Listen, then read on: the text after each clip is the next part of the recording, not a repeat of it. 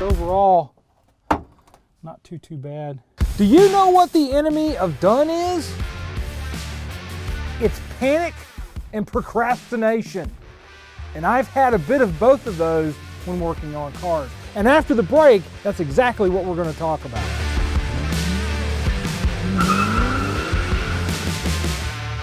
Restoration of a classic Ford is a journey of discovery. Let Autocrafters help you with yours. We offer quality parts for Falcon, Fairlane, F-Series, Galaxy, Maverick, and Pinto. Contact us today.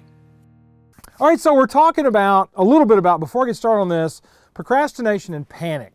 And what I mean by that is you can procrastinate and panic and not do something, and it will freeze you up and you'll stop working on the car. The one thing I will tell you is in any of these things that we're doing and showing you, just do it. Because you can go back in and fix the problem. The other day, Logan was working on the Ranchero and he had a moment of panic because I said, hey, you should have welded this piece in the other way. But in reality, who's gonna know? I mean, I really don't care. I mean, I do care, but I don't, because he's learning how to work on the car. And that's really what you're doing when you're doing this kind of stuff. If you're not a professional and you're not out there doing it on the daily, you're just learning. So do me a favor and don't procrastinate and don't panic, because panic will kill your work and so will procrastination. Now I'm going to start showing you how to set this floor pan in here for final. We're going to show you what I do for markup, some of the things we need to do for cutting holes and things like that. That's what's going on this week, and that's what I'm about to get started on. All right, now I've got my paint pen, and I'm going to go up underneath here and mark up the underside of this panel to see kind of where we're at. I don't think that our panel is quite far enough forward, but I'm marking it up anyway, just because I want to see what it looks like when I pull it out of here. The floor is actually further out than I thought. I thought I had cut this originally right by the brace down here on the bottom, but I actually didn't. I cut it back a little further toward the inside of the tunnel here. See if I can get up in here and mark that up a little higher.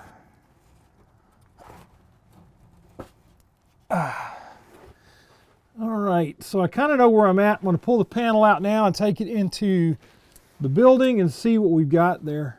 All right, so I brought the panel back into our shop, and I wanted to talk about what I'm doing with this markup. The reason I wanted to mark the bottom edge of this panel, this is what is, quote unquote, in my opinion, in the wind.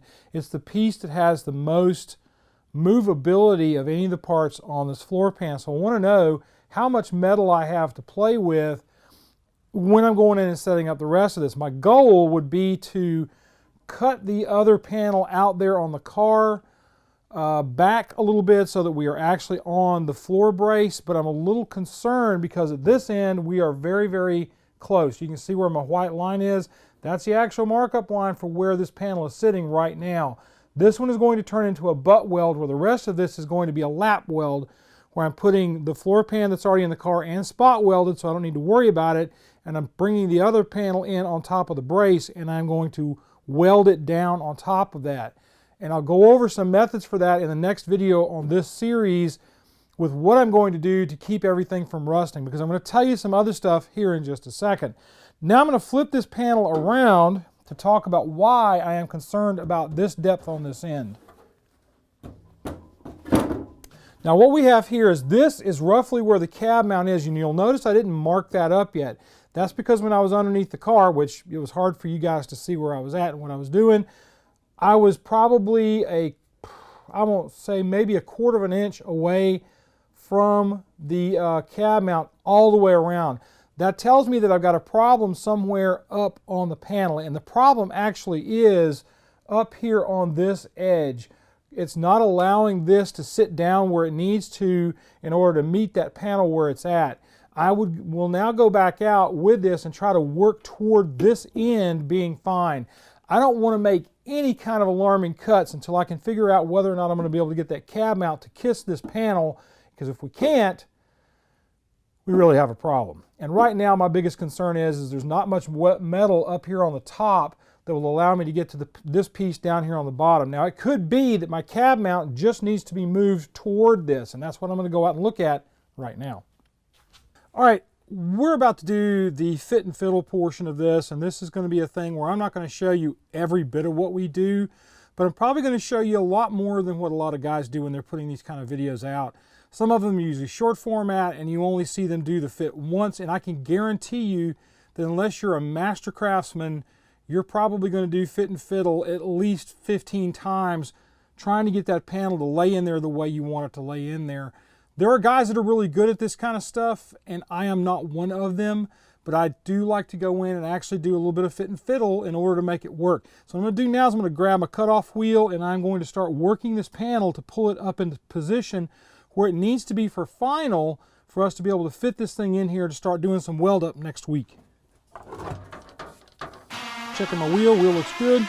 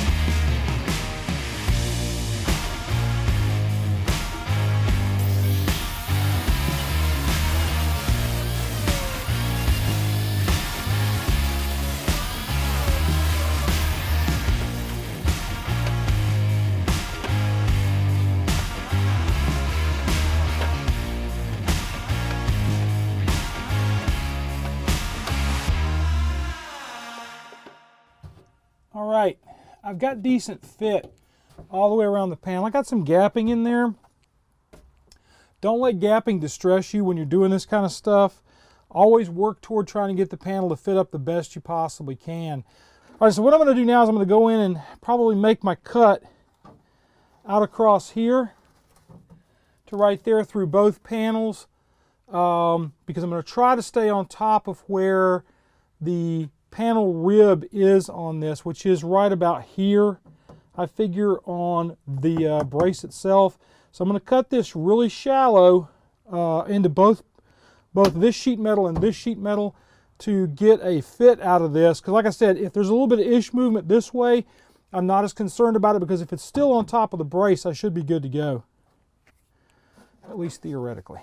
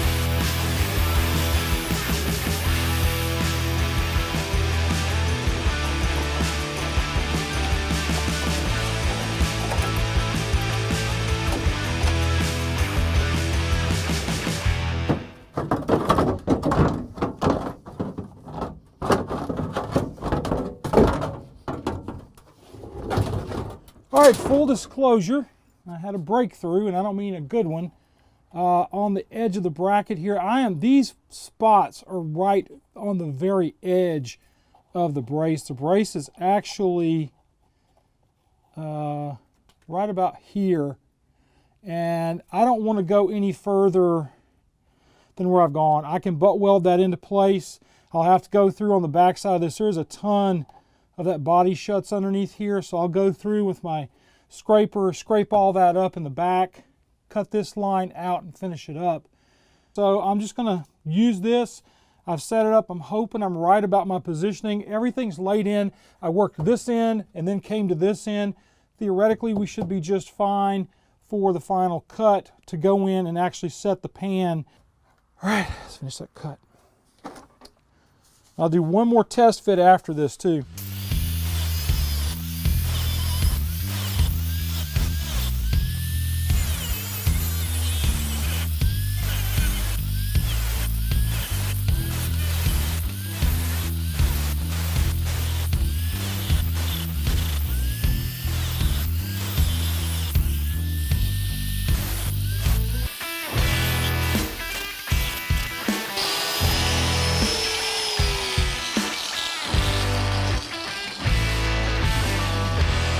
All right, another thing, what if I had made a huge error here? What if I had a gap? What if? There's going to be all those kind of things when you're welding in a panel like this. You can always go in and glue with your hot glue gun, so to speak, your metal glue gun, as Cam likes to call it. You can always go in and add more metal, and you can then grind it off. It's just going to cost you more time. If you're an enthusiast doing this and not a professional shop, you've got the time to do it and to make it right the way you want it to be. Professional shops are going to hire guys that know exactly how to do this stuff, but I guarantee you some of those same guys are going to make some of the same mistakes we're making here, and they're going to have to pay for them by going in and doing a little more work. So I'm going to pull this panel in one more time after I break this piece out of here and see what we got for a test fit. And I should probably have gloves on, and I don't.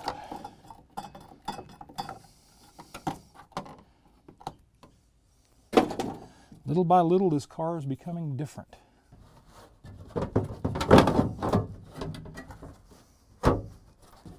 And if it's a little too long, I'm not going to worry about it. I'll just live with it and work it.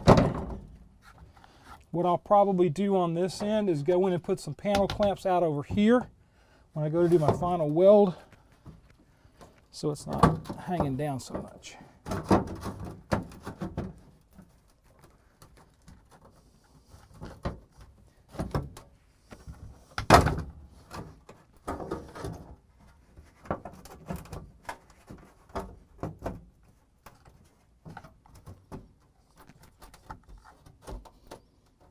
That's not too bad. I would take that. It's also now sitting down on this panel in two spots. So where this is at, I would put a panel clamp in here in this gap that I'm seeing here, and I would go in and mark this out so I can put the other holes down on this end for the cab mount that's back here. All right, so what I'm going to do is I'm going to grab a panel clamp and see if I can get this thing to sit right where I want it.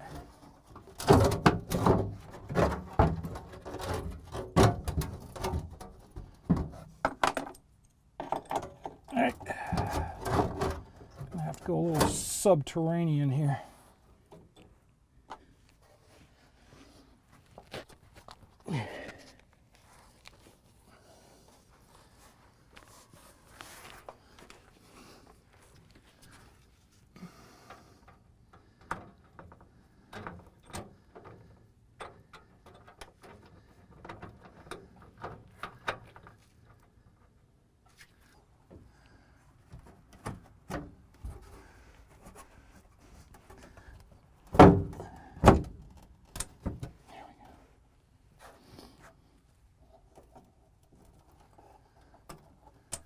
I don't think there's a whole lot more I can do this week before we start talking about doing the final weld up. So we'll go in now.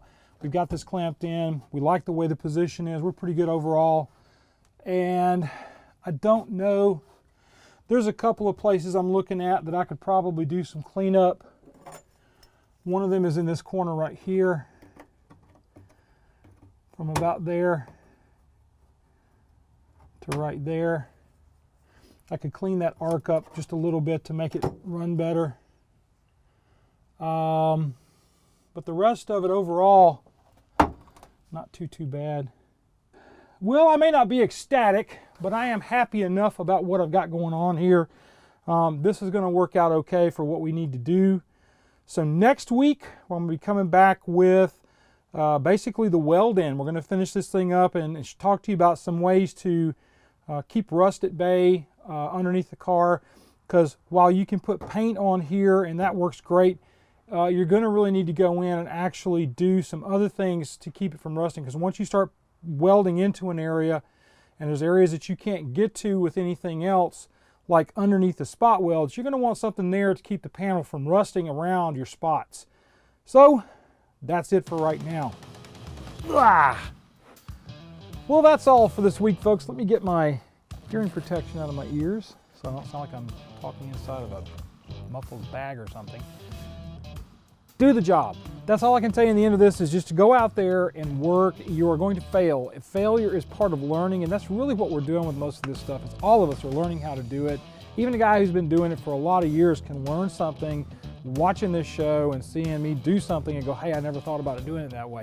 If you've got any great ideas on how to do this kind of stuff, put them in the comments below. We like hearing from you guys. We like you guys interacting with us, and we appreciate you watching the show. So if you really appreciate what we do for you, why don't you think about Patreon. At the $10 a month level, you get monthly meetings with me. But more importantly, if we've done anything to help you out at all, consider putting a little bit of money in the kitty. Anything from $1 to $1 million bucks, I don't care. Like I said, we'll just, we'll use that money to do better and bigger things here on the show. I really probably wouldn't retire, on $1 million. I would probably just keep doing this because I really do dig doing what I'm doing and bringing the stuff out to you guys. The money goes to help guys like Andrew, my guy. He comes in here on the weekdays, helps me edit the stuff out, helps me to be able to do other things that we need to do around here. So Andrew is a real blessing to the company, but it also pays the kids that come in here on Saturday. We teach young people how to do film production. So that's a big part of where that money goes. But we also want you to subscribe to the channel, because we're on our march to 100,000 subscribers. We're at 97,300 somewhere. We've kind of slowed down a little bit in the last couple weeks, but I kind of figured that has a lot to do with the Thanksgiving holidays. Hopefully things will pick right back up where they were at before, and guys like Cletus McFarland and Roadkill and all those other people that don't even know we exist will find us and say, hey, you need to support these guys. Peter McKinnon, you have an F-100. For the love of little people, whatever, talk to your folks. Have them come over and take a look at our channel. I just want to get over that 100,000 mark, and then we'll shut up about this until we get close to 200,000. Seriously, I'm done at that point. I mean, I'm just going to be quiet, little button in the corner over here, and we're done to go. All right, you know where I'm going now? It's super thanks. Greatest marketing ploy by the guys at YouTube. Unbelievably good. All right, what I'm going to do with super thanks is, if we can figure out who you are that is super thanking us some money, we'll put you up at the end of the show here, along with our guys that went up beside me that are our Mod Squad dudes. You'll get a little special thanks at the end of each of these episodes that it comes out on, so remember to do that. Also, do me the favor, be kind to each other, love on each other, treat each other nice. You guys come back next time. We'll see you on down the road. I have a love-hate relationship with this kind of stuff. I love it, but I also hate it because I cut myself I do, and I know. Write in, tell me how stupid I am for not wearing gloves. I did wear my safety glasses, and it worked out fine. Nobody died. I don't think even Andrew got any sparks in his hair or anything. Although early in the day he got some dirt in his hair and it freaked him out a little when he was out working or going to the. Where did you go? He went to eat. He went to Chick-fil-A. Did you Chick-fil-A? He went to Chick-fil-A. Got his Chick-fil-A, chewed up the food, scratched his head, thought he was dying. It was just dirt. I thought I didn't wash my hair. Our Andrew, we love our man. Yeah, see you later.